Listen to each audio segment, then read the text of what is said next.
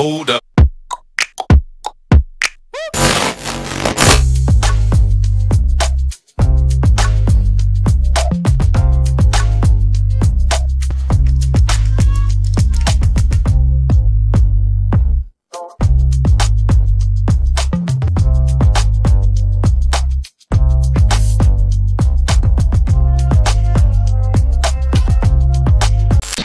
Je prie le ciel pour qu'il veille sur tous ces youths, qu'ils gardent leurs yeux sur la bonne route. Salut, c'est Ramsin, on est dans Balance ton son.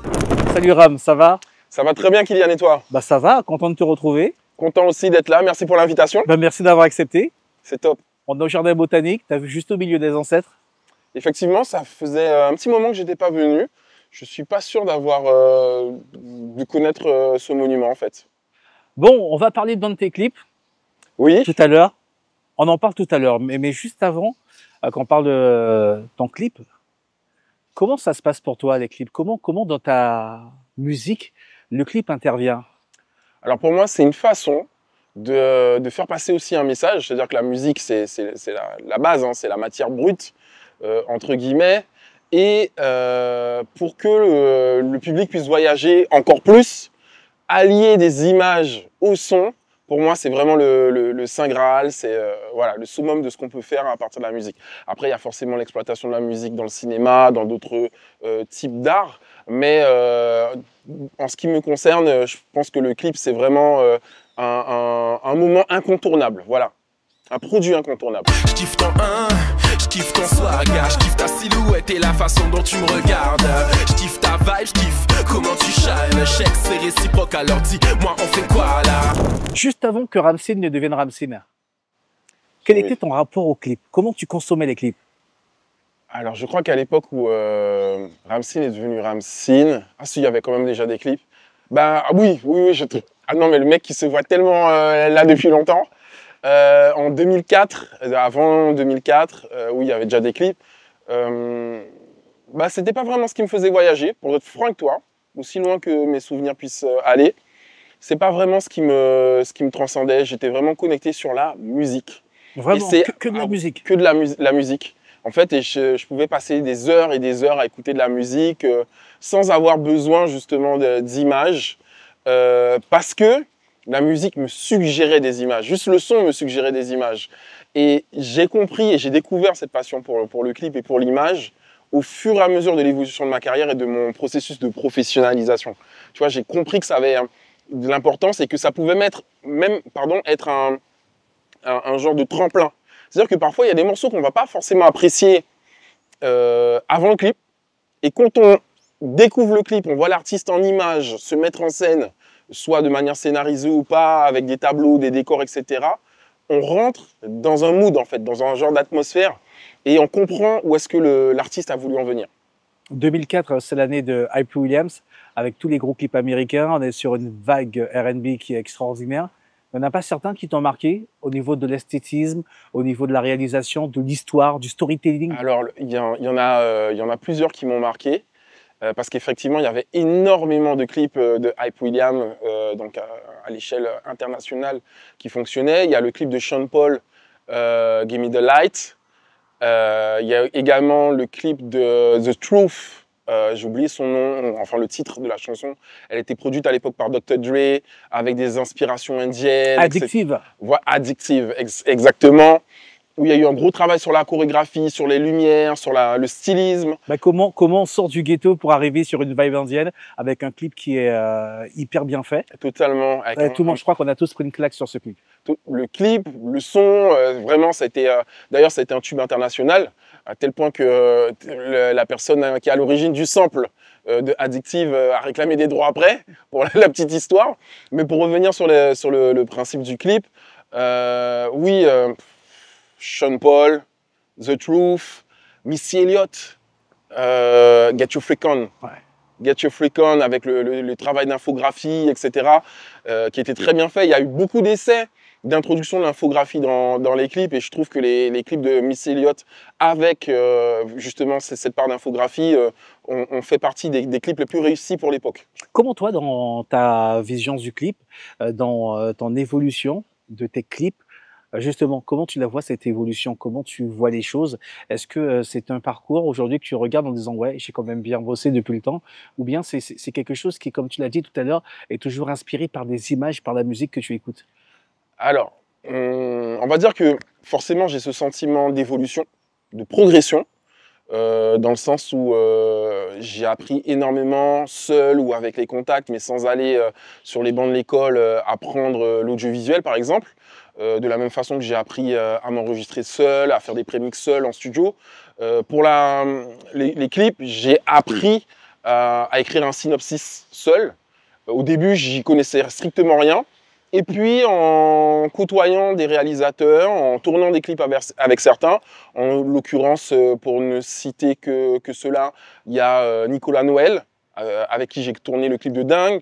Il y a également l'Iris Eye, avec qui j'ai tourné le clip de Avec mon cœur, par exemple. Et forcément, ces rencontres m'ont permis d'évoluer, de progresser dans ma conception de ce qu'est un clip. Et effectivement, aujourd'hui, j'ai cette satisfaction de dire que j'ai pu vraiment acquérir des connaissances qui me permettent aujourd'hui de construire un peu mieux mon univers. Comment pourrais-tu y croire si je ne te montre pas qu'au fond de moi j'y crois? Ainsi mon sang et mes larmes ne sont rien pourvu que je compte pour toi. Les débuts ont été comment? Les premiers clips, au tout début, c'était comment? Waouh, c'était compliqué. Et Qu'est-ce qui a changé depuis l'époque? Parce que aujourd'hui, on est dans la démocratisation du matériel, des logiciels. Tout le monde peut produire, même avec son smartphone, peut réaliser son clip. À l'époque, c'était un peu plus compliqué. alors, je vais répondre peut-être un petit peu à côté de ta question, mais c'est en lien. Le premier gros clip que j'ai tourné, enfin le premier clip déjà que j'ai tourné, c'est Infama à l'époque. Et pour tourner une prise, on s'y reprenait à 15-20 fois.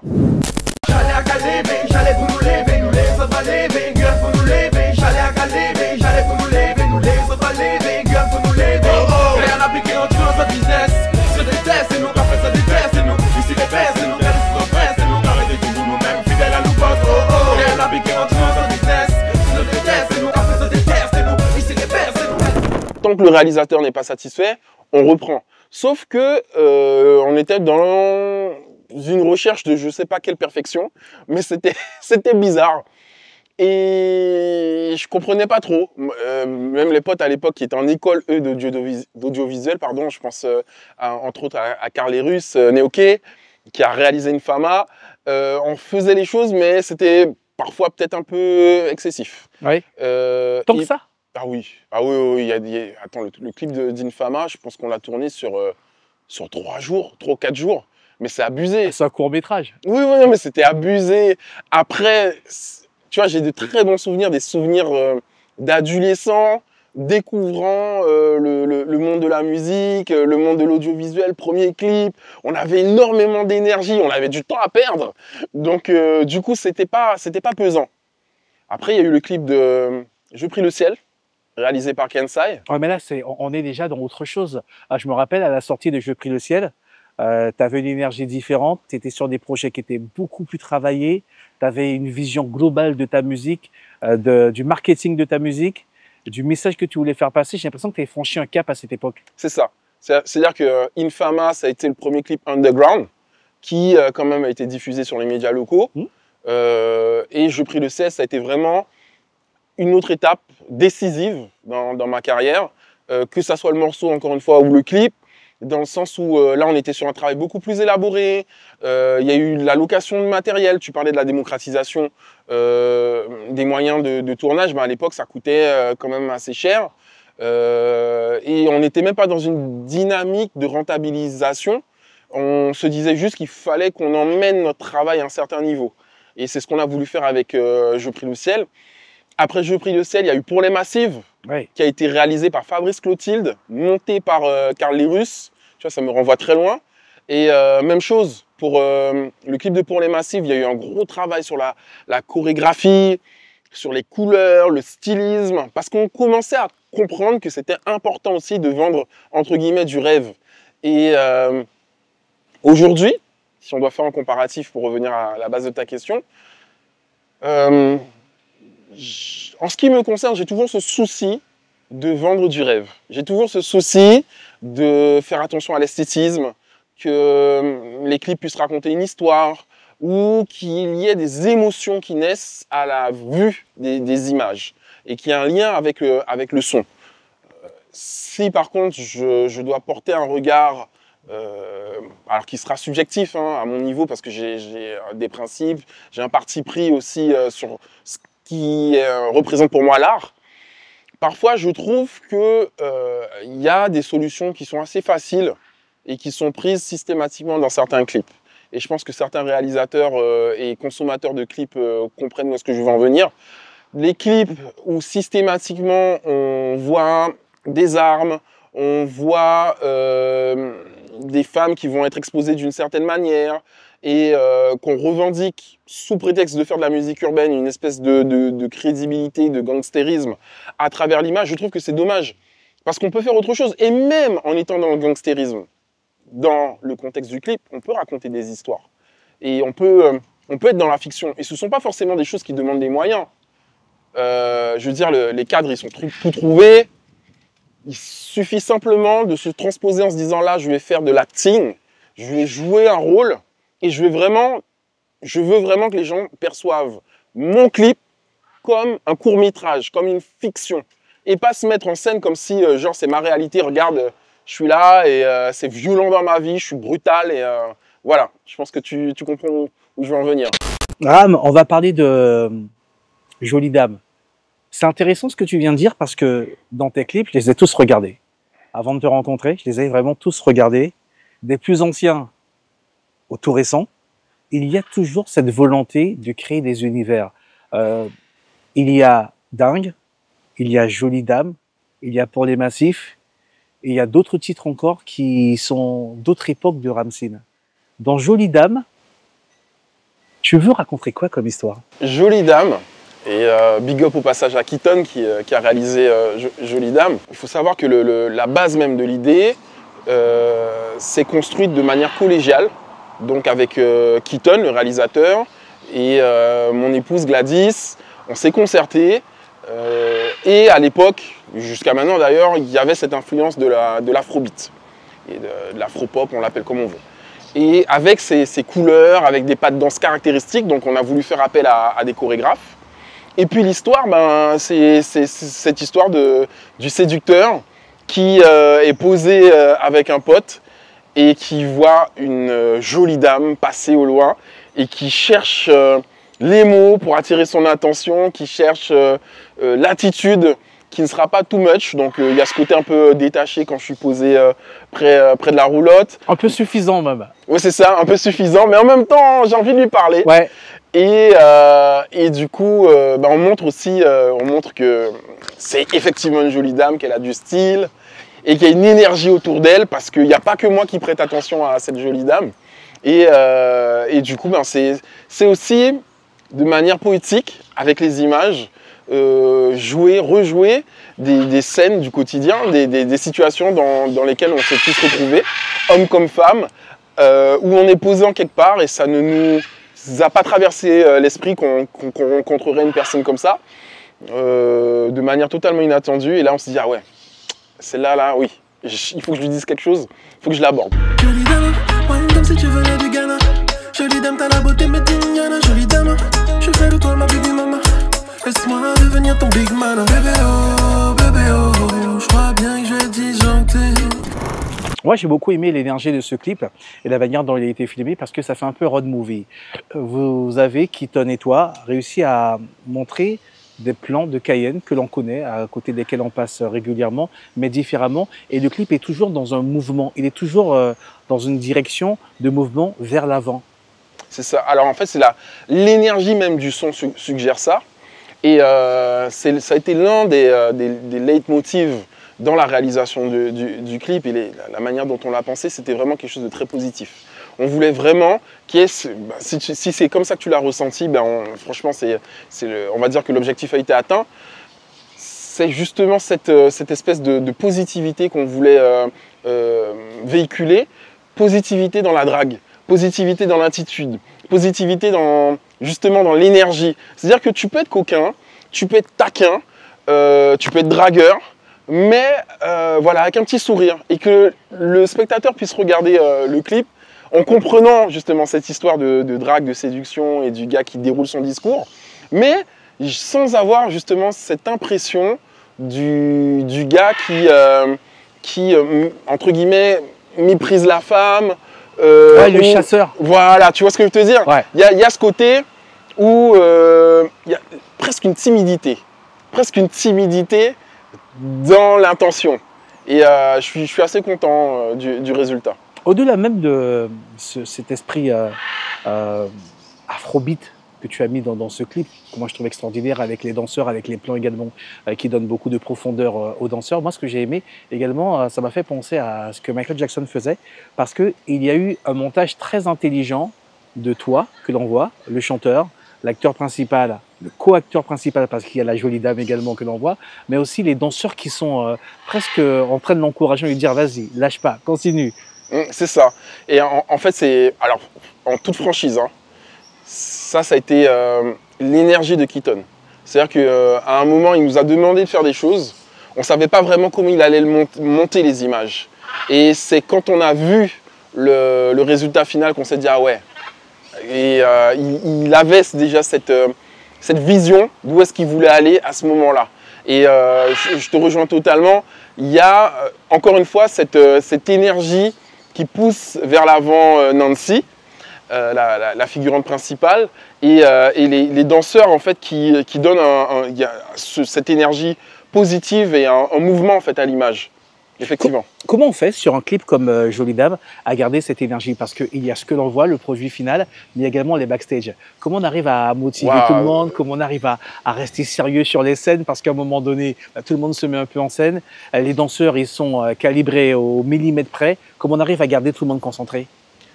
Alors, en fait, on arrive à garder tout le monde concentré en tolérant les moments de relâchement. C'est assez particulier. C'est-à-dire que à partir du moment où le réalisateur ou le chef opérateur dit ça tourne, là on est au boulot. Et quand il arrête de tourner, à ce moment-là il y a une forme de relâchement qui fait partie en fait du jeu, qui est nécessaire aussi, que parfois ça peut arriver que les danseurs se mettent à danser sur autre chose. Ça me fait penser à un de mes clips qui sortira bientôt. Pour le teasing, c'est le clip de Camarade où on a eu énormément de danseurs et sur les temps de pause, ben, y a DJ LG qui envoyait des sons qui n'ont rien à voir avec Camarade et les danseurs étaient là en train de s'ambiancer, s'enjaillaient et du coup ça ramène une forme de bonne humeur qu'on va retrouver après quand le tournage reprendra. Il y a des périodes durant un tournage qui peuvent être un petit peu compliquées où le réalisateur peut vouloir obtenir un résultat à l'image et pour des conditions techniques ou parce que bah, tout simplement moi ça peut m'arriver de pas être dedans. Là encore ça me fait penser à un autre clip que j'ai tourné récemment où il y avait beaucoup d'acting et au niveau de l'acting j'étais pas du tout dans le coup. Et là par contre ça se justifiait qu'on reprenne plusieurs fois. Et non franchement là c'est surjoué, non t'es pas assez dedans, t'es trop mou. Et bon, là à ce moment là il faut vraiment être super sérieux, s'écouter, mettre son ego de côté, sa susceptibilité de côté pour pouvoir vraiment identifier l'objectif du réalisateur et puis voilà, et mettre les choses à exécution. Jolie dame, je ferai de toi ma baby mama. Laisse-moi devenir ton big man. Jolie dame, wine comme si tu venais du Ghana. Jolie dame, t'as la beauté médignana. Jolie dame, je ferai de toi ma baby mama. Est-ce que ça t'est déjà arrivé d'être déçu d'un clip? Pas forcément parce qu'il a été mal monté ou mal réalisé, mais finalement tu t'es rendu compte que tu étais à côté de l'idée de base. C'est arrivé une fois. Alors, je reviens sur ta question. C'est arrivé parce que effectivement la qualité n'était pas au rendez-vous. J'ai été déçu par le rendu final. Mais en ce qui concerne l'énergie, même, en fait, c'est un petit peu comme quand on construit un morceau. Quand on construit une chanson, on sait comment on l'entend quand on se la chante pour soi-même, mais on ne sait jamais comment le son final sera une fois que les voix seront enregistrées et qu'elles seront mixées et qu'il y aura des effets dessus, sur les chœurs, etc. Donc, tu as toujours cette espèce de réserve. En tous les cas, en ce qui me concerne, aujourd'hui, après 20 ans de carrière, j'ai cette réserve où je me dis ça va être une surprise. Et Tu te mets moins de pression? Oui, objectivement, oui. Ah, t'as réfléchi. Oui, oui, parce que je vois des situations. Mais je me suis demandé si je n'avais pas je laissais pas cette part de surprise. Comment est-ce que je réagirais? Mais c'est pas possible de tout maîtriser. Et tout maîtriser, plus tu veux maîtriser les choses, et plus tu te mets la pression, tu mets la pression aux autres. Et ça devient désagréable. Et s'il y a bien quelque chose que j'ai retenu de mon parcours, voilà, de mon parcours d'artiste, c'est qu'il faut toujours mettre le plaisir, l'émotion au centre de tout. Sinon, on perd la vibe, on perd le mood, on perd cette envie de faire de la musique et de partager des choses avec le public. Souvent, c'est une question qui revient depuis quelques temps. Ramsin, comment tu expliques que ça fait 20 ans que tu as 20 ans de carrière et tu réussis encore à faire des choses qui plaisent? Je mets mon plaisir d'abord au milieu quand je suis en studio. Et puis, j'ai aussi cette espèce de démarche de remise en question. Je me dis, tu es un artiste urbain, tu dois être au goût du jour. Tu ne peux pas faire de la musique urbaine en 2025 comme tu en faisais en 2020, comme tu en faisais en 2010, en 2000. En fait, c'est une musique qui vit et qui évolue.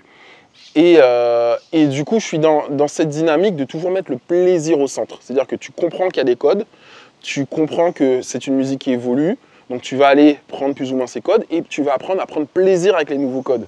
Et quand tu laisses le plaisir au centre, bah justement, tu essaies de ne pas stresser les autres, tu essaies de ne pas venir avec une pression parce que ouais, j'ai besoin de mon clip, j'ai besoin de... Non. Voilà. Merci beaucoup, Ram. Merci. Comme d'habitude, très loquace, le Ramsin. J'espère que vous aurez apprécié le moment. Et puis du coup, je vous invite à découvrir, à redécouvrir le clip de Jolie Dame. Jolie dame, t'as la beauté, mais t'es mignonne, jolie dame. Je fais de toi ma baby mama. Laisse-moi devenir ton big man, jolie dame. Wine comme si tu venais du Ghana. Jolie dame, t'as la beauté, mais t'es mignonne, jolie dame. Je fais de toi ma baby mama. Laisse-moi devenir ton big man. À mon bras, j'ai besoin d'une femme comme toi. T'as rien à changer, tu peux venir comme t'es. Je te fais des prods sales, t'as qu'à signer le contrat. Je dépose la moulaga à la porte d'entrée. Girl, t'es magnifique, girl, t'es magnifique.